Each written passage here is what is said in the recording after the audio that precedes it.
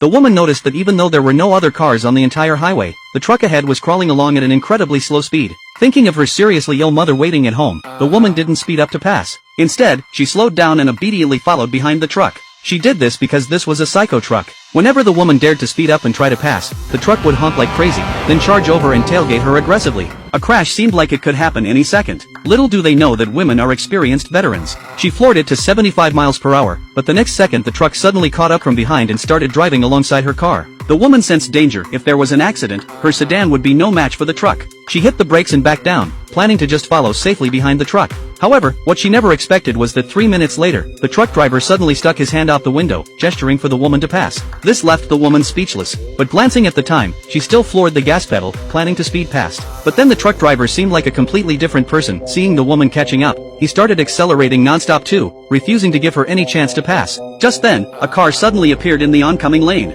The woman quickly hit the brakes and changed lanes, barely avoiding disaster at the last second. To get away from this psycho truck, the woman simply pulled over to the side of the road. She waited 20 minutes before getting back on the highway. When she started driving again, she didn't go too fast, figuring this way she'd never encounter that truck again. After driving safely for 30 minutes, though the woman hadn't seen the crazy truck again, she did spot a serious accident on the roadside. The driver had been killed on impact. The woman wanted to ask if the accident was related to the truck, but thinking of her seriously ill mother at home, she chose not to stop. But her sixth sense was telling her this crash was definitely connected to that truck. Thinking about this, she started feeling grateful she'd chosen to pull over. But when she looked in her rearview mirror again, she discovered that psycho truck had appeared behind her once more. How could she possibly escape this truck's pursuit?